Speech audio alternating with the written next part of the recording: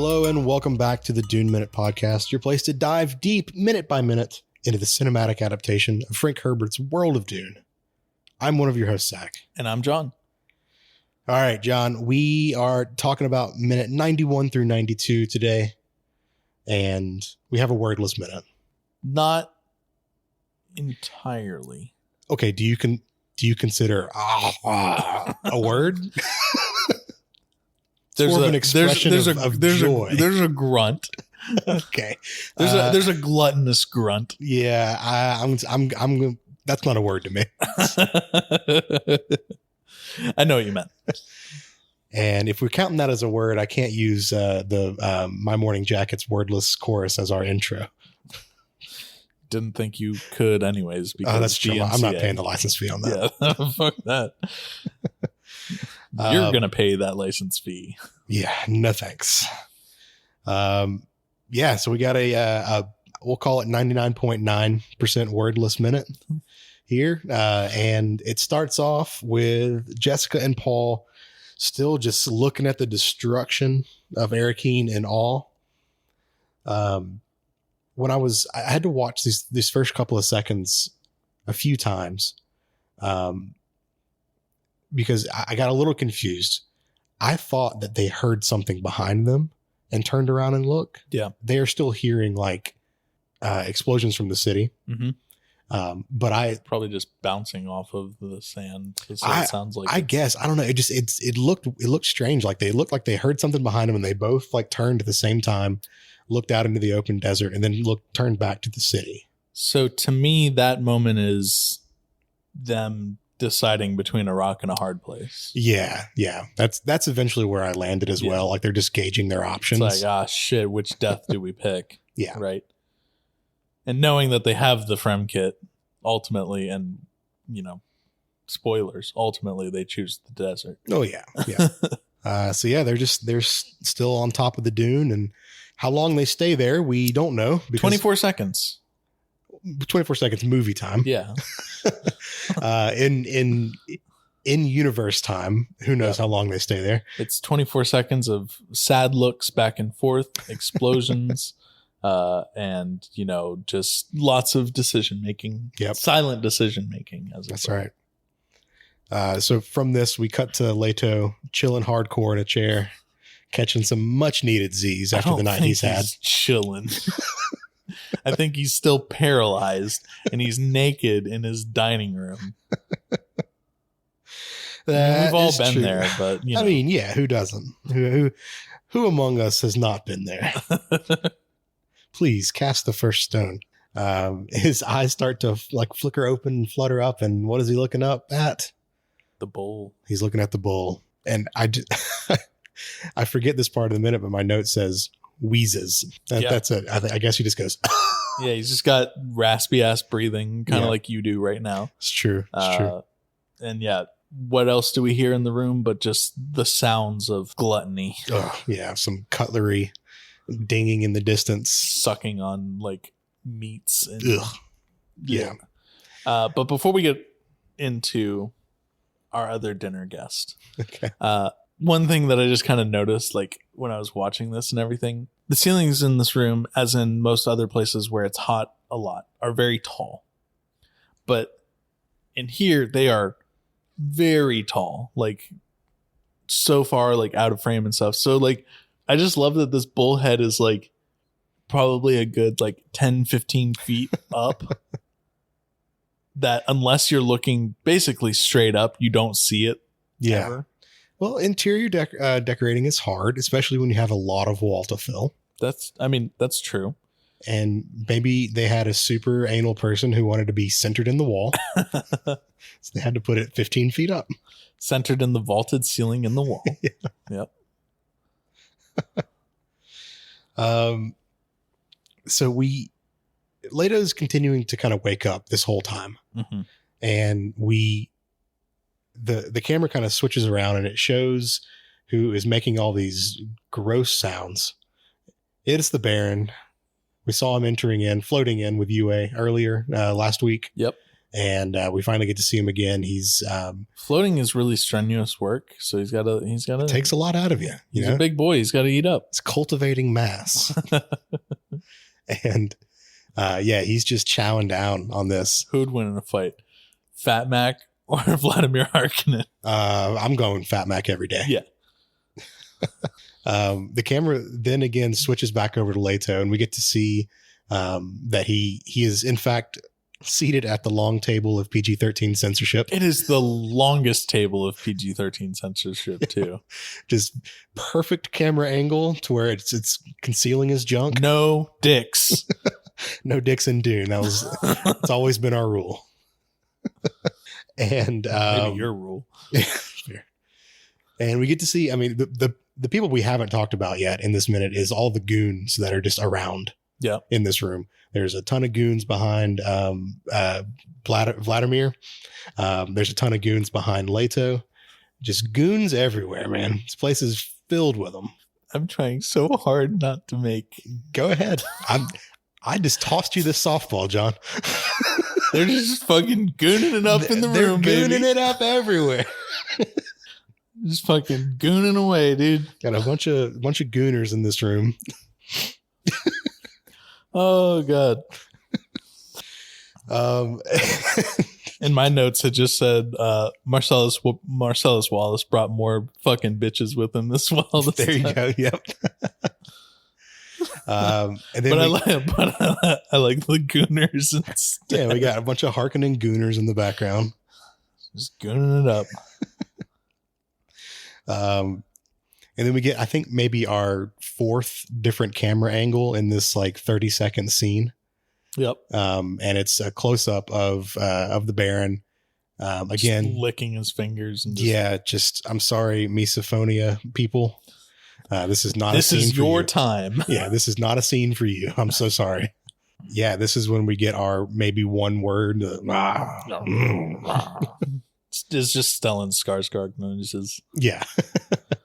I did note that his like shirt / robe / muumuu dress, his onesie, yeah, looks very comfortable. It does.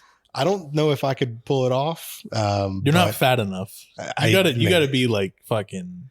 Yeah, no. You gotta be a big boy to wear a muumuu like that. Yeah, God Almighty. I don't know, but it looks very comfortable. Perfect for floating. It's very lightweight. It's like it's not even there. He only wears the finest of linens. Yeah.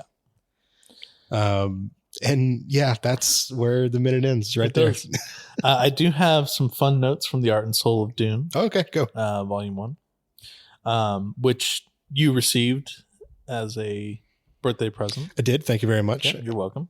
I've looked at it many, many, many times sitting on my couch. Nice. It's a great coffee table book.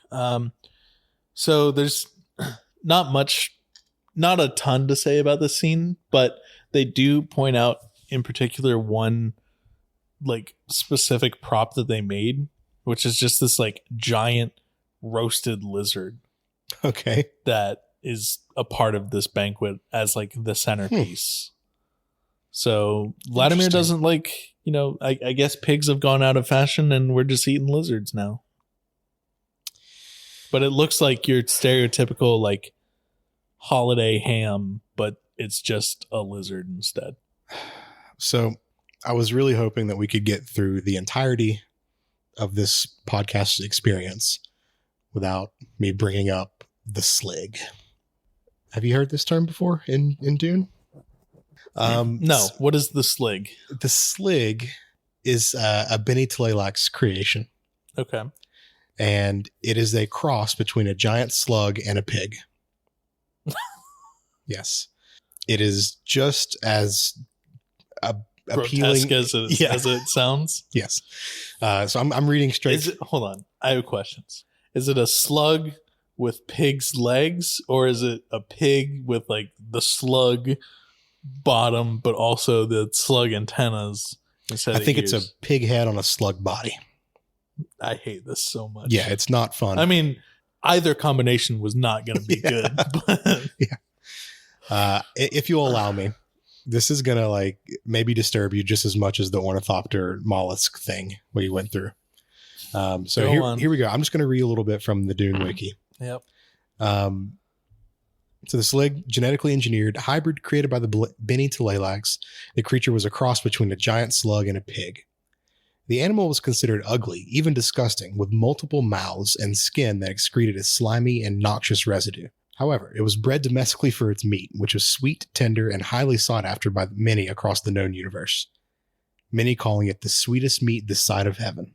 Emperor Shaddam Karina IV was particularly fond of eating Slig. And then it goes on to say some other stuff that we don't need to get into, but I hate this about some future things. So, this was what future things, like Leto the Second? No, it starts talking about people that we see in like God Emperor and like way down in the books. So, I mean, maybe he's eating a Slig right now, man. Hold on, I gotta check the book now because if this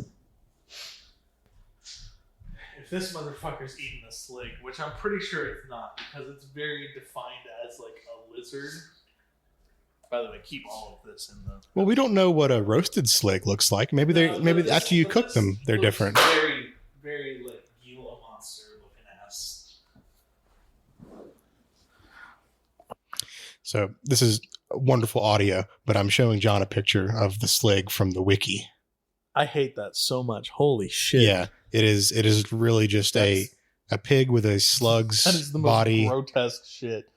Yeah, it's pretty gross. I highly recommend going and looking this up on your own, dear listener, or not. I don't care, but I think it's a good educational and a weird thing that's in the Dune universe. The Slig. No, it just says an exotic reptilian creature forms the centerpiece of the Baron's feast. And it definitely looks like a lizard. Okay. Yeah, that is. I can confirm that is not a Slig. Okay, well, that's good. Sorry I took us down this road. But we do see, like, now that I'm looking at this, homie's got like a shitload of grapes. He's got a whole ass rack of ribs. He's eating good. He's got like a whole charcuterie board as well. He's got what look like chicken wings. Yeah. Space chicken. Obviously. Okay, hold on. Okay. There are pig's feet on this table. Pig's feet at the table. It's got to be Slig. Slig confirmed. I hate this so much. Yeah. It's a very, very gross thing that exists in the Dune universe. I'm sorry I took us down this tangent. But I'm also reaching for content for this minute because we're kind of out of on-screen time. Yeah. Unsurprisingly, not a lot happens in a minute when people don't have much to say. In fact, there's nothing to say because there's no words at all. Except for a gluttonous but gross. Okay, so some book notes. Yes. This scene in particular does happen in the books. It's a little bit further down the road, so I'm going to save some of the details because they're just more relevant later. But we do get to see a particular scene where Leto is waking up from the poison or the whatever poison dart he was shot with. Sure. And because it took him a long time to wake up. That's why the Baron made this, or the Baron was like fed dinner essentially because they were just waiting on him to wake up. So he also eats when he's bored. Apparently so. Same. Yep. So that's really the only like book comparison that I have here. So more on that later. I think we get into it a little bit more tomorrow. So yeah, we're going to go ahead and call this one before we start talking about some other disgusting creatures in the Dune universe. So if you'd like, I would like to apologize to the heart mollusks. It's not the worst thing. Yeah. If you'd like to get in touch with us, we are on Instagram at the Dune Minute. We are on Twitter at Dune Minute, and you can send us an old-fashioned email at duneminute@gmail.com. So with that, we will be back tomorrow, and we'll continue talking about what's on the Baron's dinner. We're not talking about Sligs, though. We'll probably talk about Sligs. I will try my best to not talk about Sligs. All right. Well, we'll see you tomorrow for a Wednesday episode. See ya.